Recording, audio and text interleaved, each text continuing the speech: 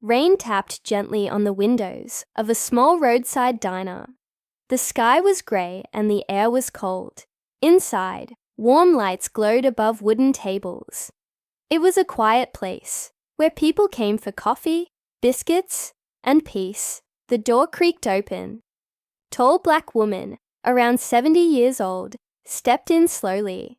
She wore an old coat, a long dress, and carried a wooden cane. Her grey hair was neatly tied back. Her eyes were kind but strong.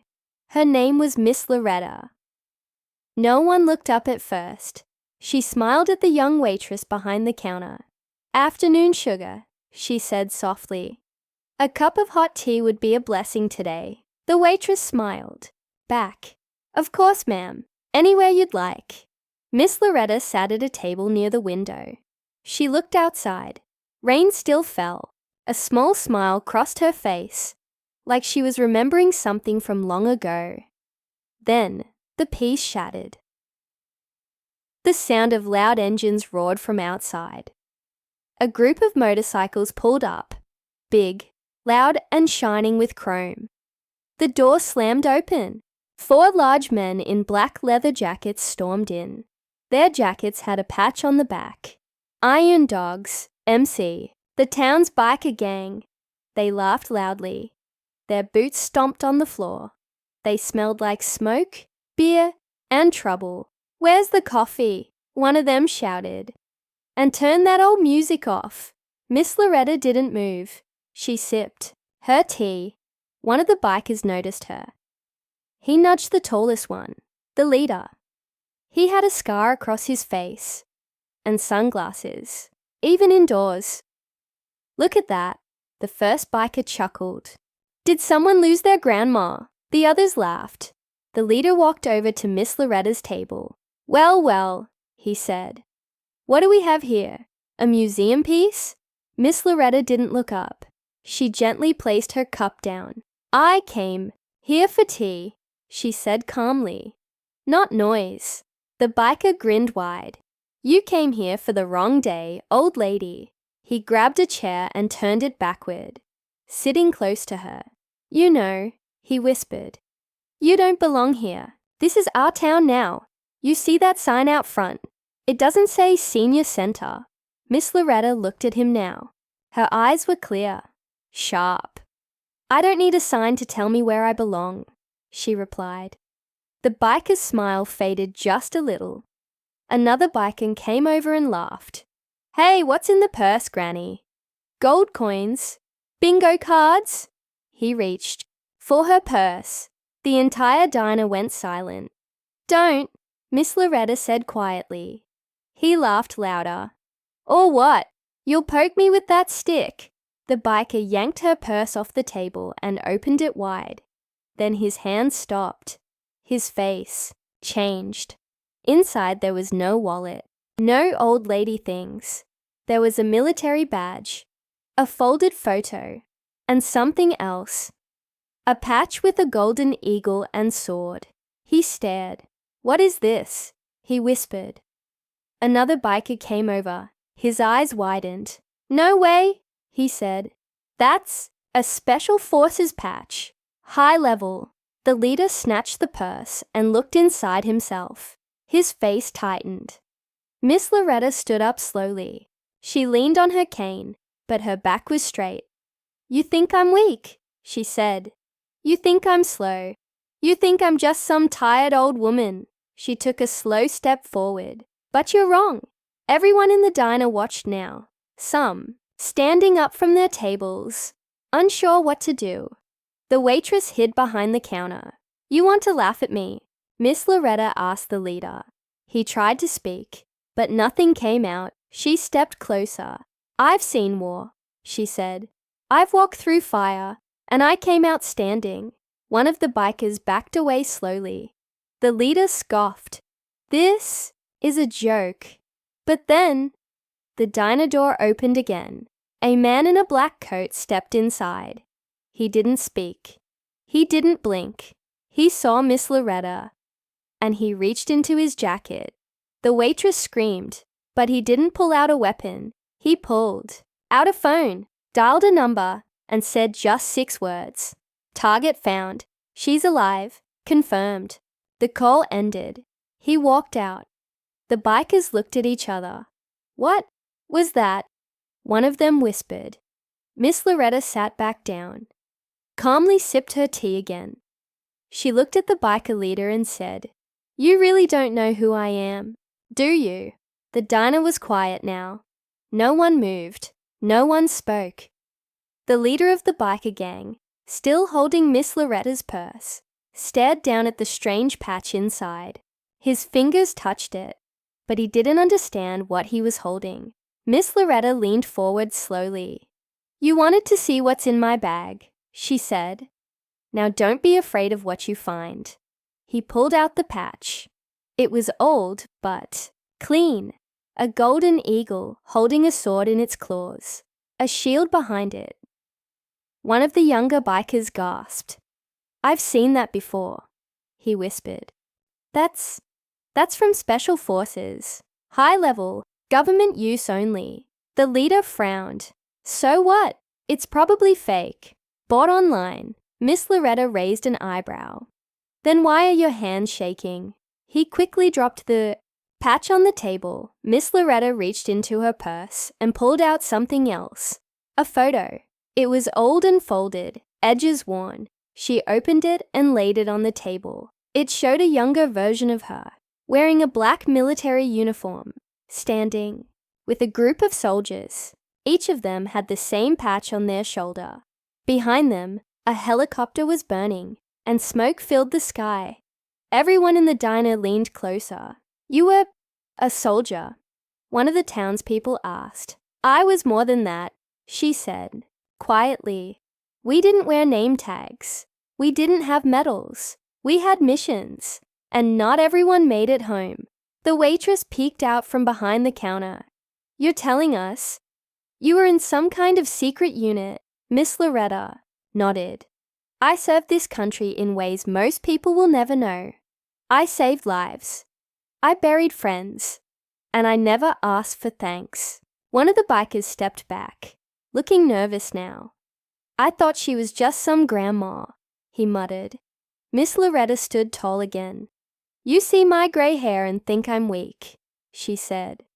But strength doesn't always look like muscles or noise. Sometimes it's silent and it watches. Suddenly, the front door opened again. Everyone turned their heads fast. It was the same man in the black coat from earlier, the one who had made the call. He walked back in slowly. This time he held a small envelope. He walked to Miss Loretta and handed it to her without a word. Then he turned to leave. Wait, the leader said, standing up. Who are you? The man didn't turn around. He just said, She saved my life. That's all you need to know. And then he was gone. Miss Loretta opened the envelope. Inside was a small medal, a silver star, and a short note. To the one who brought us all home. Jay. The biker leader looked confused, angry, embarrassed. This is crazy, he said. You're just making all this up. Miss Loretta smiled. I don't need to prove anything to you. Another biker, an older one, stepped forward. His voice was softer now. I served in the army, he said. Long ago. I know what that patch means. I know what she is. The leader shoved him. What's wrong with you? But the biker didn't push back. He looked down at Miss Loretta, then at her photo, then nodded. You're a hero, he whispered.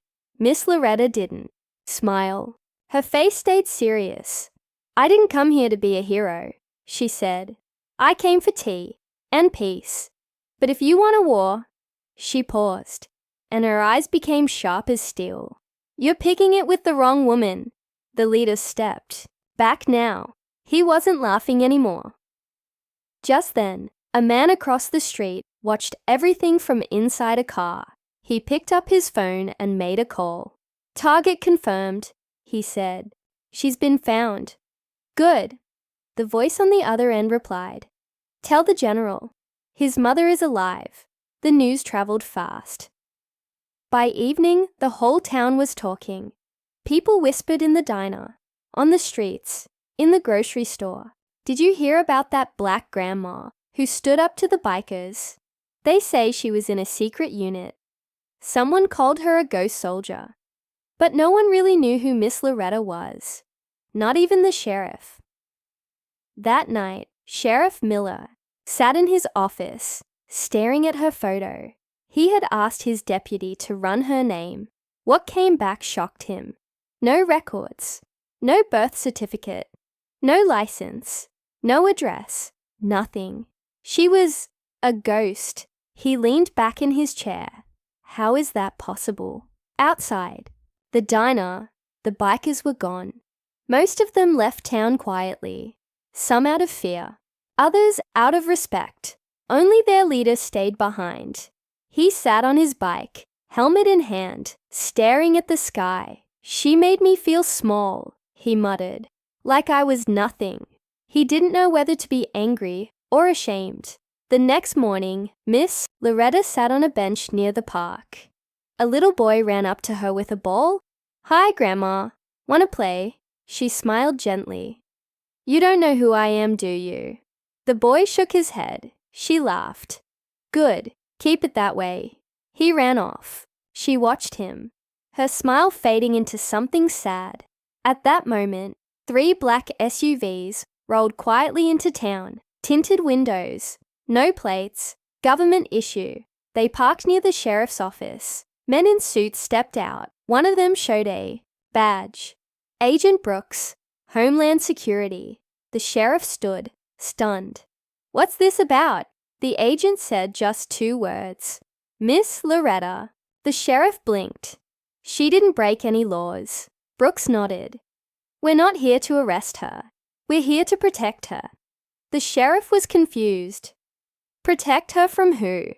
Brooks looked serious. From the people who want her, gone, because of who she used to be. Meanwhile, back at the diner, the owner pulled out an old guest book. His hand shook. He turned the pages and found it. An old signature in neat handwriting. L. Vance. Underneath, the year 1989. He showed it to the waitress. "She's been here before, 35 years ago, but she hasn't aged that much," the waitress whispered. The owner nodded. "That's what scares me." In a dark room somewhere far from town, a man in uniform looked at a screen showing Loretta's face. "She's still alive," he said coldly. The black car rolled to a stop beside Miss Loretta. Its windows were dark, silent. She didn't look scared. She didn't even look surprised. Instead, she stood still and said softly, "You're late." The back door opened. A man stepped out, wearing a dark coat and sunglasses. "Miss Loretta Vance," he said with a firm voice. "We need you to come with us." She raised an eyebrow. "You boys still using the same lines?" The man nodded. "This is not a request." She looked at him closely. "You're new. You don't remember me, but I remember your kind. Clean suits, dirty hands." He didn't smile. "We're not here to hurt you. We're here to protect what you used to be part of." She stepped forward slowly. "And what happens if I say no?" He hesitated. "Then others will come. Not like us. Not friendly." She looked up at the sky and sighed. "I'm too old for this," she whispered. But then she climbed into the car. Inside the diner, the waitress wiped down the table where Miss Loretta had sat. She found something tucked under a napkin, a small silver coin. The owner gasped when he saw it. "That's no coin," he whispered. "That's a token. Only given to soldiers who were part of Black Ops." The waitress blinked. Why would she leave that here? Because she knew someone would come looking. Back in the SUV, Miss Loretta sat quietly. The agent looked at her through the mirror. "You've been off-grid for 20 years. Why come back now?" She didn't answer. He tried again. "People thought you were dead." She smiled. "That was the plan." He leaned in. "But why now? Why the small town? Why the diner? Loretta's eyes met his in the mirror. Because someone sent me a message, she said. A warning, in the sheriff's office. Agent Brooks got a call. Sir, we lost visual. The vehicle is gone. No signal. Brooks stood fast. What? That's impossible. Our cars have full tracking. The voice on the other end was nervous. It's like it disappeared. Brooks turned to his men. We're not the only ones looking for her. In a secret base, deep underground, red lights flashed. A general walked to a giant screen. There she was, a blurry photo of Miss Loretta from the diner. She has information we buried, he said. If she speaks, it'll start a storm. Another officer asked, Do we bring her in? The general's face turned cold. No, we silence her. Meanwhile, in the moving SUV, the driver suddenly turned down a dirt road. Miss Loretta noticed. This isn't the way to town. The driver didn't answer. She reached slowly into her coat. The agent in the front pulled his gun. Don't move, she froze, then said calmly, I was hoping this wasn't a trap, but old instincts don't lie. Suddenly, the car jerked to a stop. Gunshots rang out. Tires screeched. The agent ducked, shouting, Ambush! Miss Loretta kicked the door open and rolled out fast. Faster than a woman her age should move. She reached behind her belt and pulled out something small, a hidden weapon. One attacker moved toward her. She raised the weapon, calm and steady. One shot. Clean. He dropped. She whispered, Still got it. Blood dripped down Miss Loretta's arm. Her jacket was torn, but her grip on the small photo was tight. She leaned against the tree, breathing hard. The picture in her hand showed a smiling boy, around 10 years old. He had kind eyes, just like hers. She whispered, I made a promise. I will not break it. Back in town, the sheriff's phone rang. Sheriff Miller here. A deep voice answered. This is Brooks. We've lost Miss Loretta. She was taken. Miller stood up fast. Taken? By who? We don't know, but they used our own vehicles and IDs. Miller's face turned pale. She's not safe anymore. Is she? No, Brooks replied. And neither is anyone she came back for. In the woods, Loretta pressed a cloth to her wound. Suddenly, she heard footsteps. Her hand reached for her weapon again. But then, a soft voice called out, Grandma! She froze. Turning slowly, she saw the boy from the photo. Older now, maybe 17. Tall. Nervous. Jeremiah, she whispered. The boy stepped closer. It's really you? Tears filled her eyes. You remember me? He nodded. Mom used to tell me stories. She said you disappeared when I was a baby. Loretta stood slowly, ignoring the pain. I had to go, baby, but now I'm back. Because you're in danger. Meanwhile, in a dark surveillance room, the general watched a live drone feed. There she is, an officer said, with the target, the boy. The general narrowed his eyes. So it's true. She came back for her grandson. He gave the order. Send the recovery unit.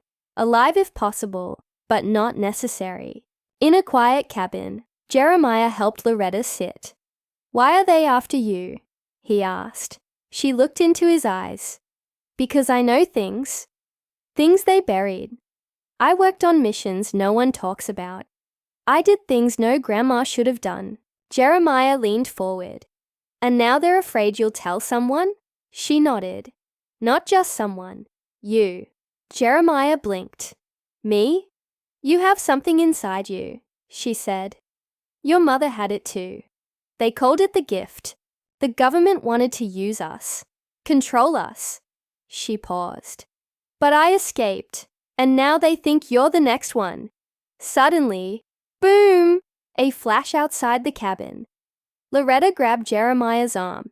They found us! She pulled him down to the floor. Through the window, shadows moved. She whispered, "They won't take you." Jeremiah asked, scared, "What are we going to do?" Loretta pulled out a small key. We run, but first, we get to the vault. Cliffhanger. For part 6, as they escape through a hidden tunnel beneath the cabin, Loretta stops suddenly. Jeremiah asks, "What is it?" She whispers, "We're not alone." From the darkness ahead, a figure steps out wearing night vision goggles and holding a silenced weapon. Then a familiar voice says, "Loretta!" "You should have stayed gone." Screen fades to black. The tunnel was dark and cold. Jeremiah's breath came fast, but quiet. His hand clutched Grandma Loretta's tightly. Then, that voice, "Loretta, you should have stayed gone." A man stepped from the shadows. Tall, cold eyes, silenced weapon in hand. Jeremiah froze. Loretta's eyes narrowed. "Agent Kane." He nodded slowly. "Still alive. I'm surprised." She smiled faintly. "You always underestimated me." Kane stepped forward. "You know what I'm here for." Loretta shielded Jeremiah with her body. "You're not touching him." Kane raised his weapon.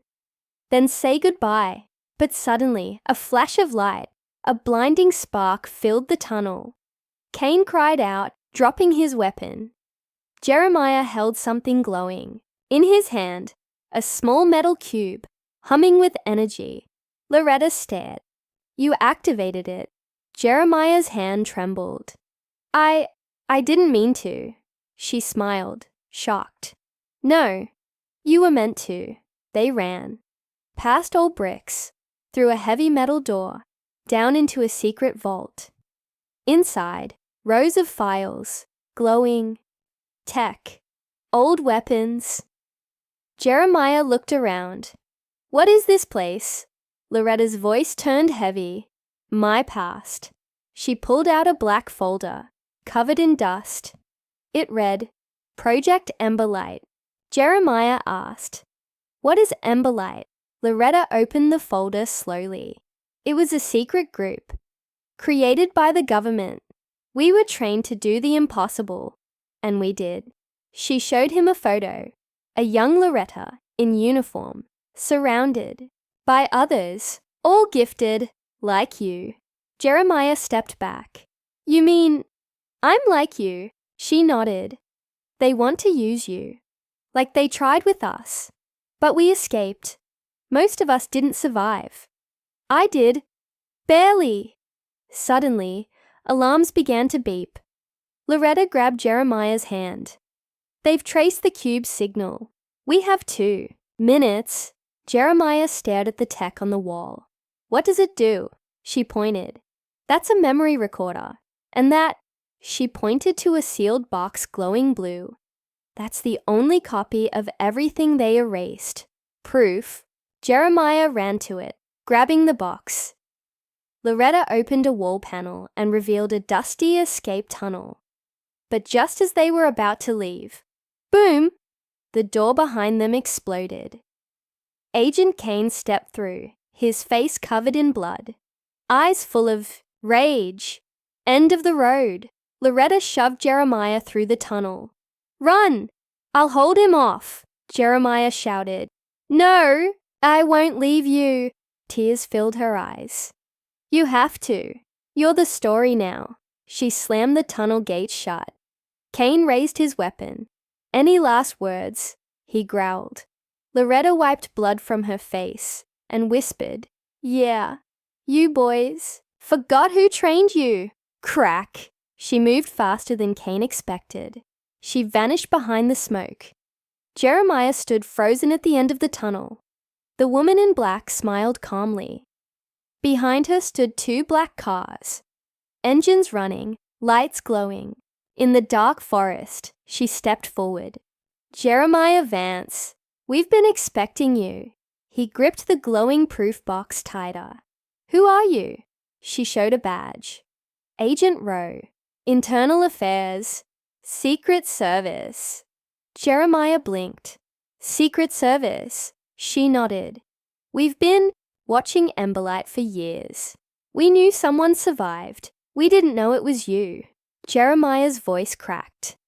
Is my grandma alive? Rose's smile faded. She shook her head slowly. There was a fire. We didn't find a body, but she gave us just enough time to find you. Jeremiah lowered his head. She saved me. Rose looked at the box in his hands. Is that it? He nodded. Rose gently and took the box, opened it, and her eyes widened. Inside were files, videos, voice records, the truth. Everything the government had buried. Everything Loretta had fought to protect. 3 months later, a courtroom full of press. Cameras flashed. The world was watching. Jeremiah sat at the witness stand. He wore a black suit. No fear in his eyes now, only strength. He looked at the judge and spoke clearly. My grandmother risked everything for the truth. She was treated like she didn't matter. She was bullied, hunted, because people judged her before they knew her. But she wasn't just an old woman.